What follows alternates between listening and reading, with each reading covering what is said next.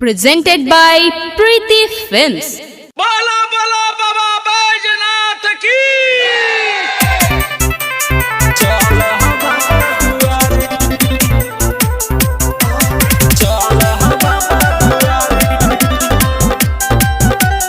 Music by Manish Jaswal. Preeti Films Recording Studio Chiraiya.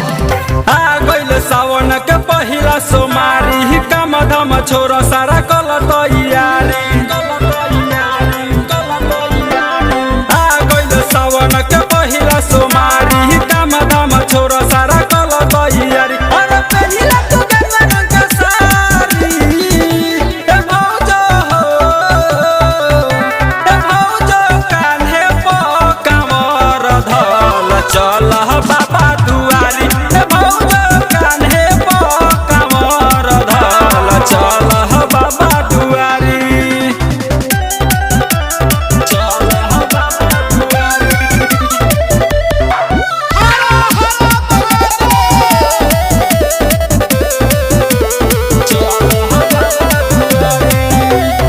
Sultanganj से जलावा उठाई है चली है पले दल से पूरा कदी है मंगा पूजवन साचा अपना मन से साचा अपना मन से सुल्तानगंज से जलावा उठाई है चली है पले दल से पूरा कदी है मंगा पूजवन साचा अपना मन से भोला भंडारी हवे बरका उदानी क्षण भर में दुख हरली है परेशानी धीरे जुटला सब नर नारी ते भौजो कान्हे प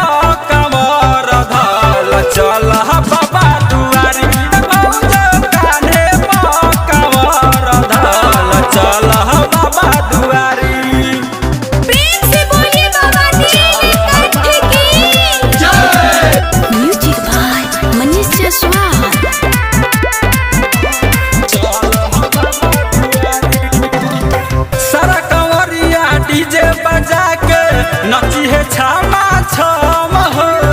तूफान में दिनेश के संगे बोली है बोला बम हो बोली है बोला हो सारा कंवरिया डीजे बजा के नची है छामा छम हो तूफान में मुकेश संगे बोली है बोला बम हो लाइन में रही है न दई है दो गसानी भोला के नगरिया में भीड़ होले भारी जन ढगिया सब बारी बारी ए भौजो कान्हे प कांवर धल चल बाबा दुआरी ए भौजो कान्हे प कांवर धल चल बाबा दुआरी चल हो Preeti Films Recording Studio Chiraiya.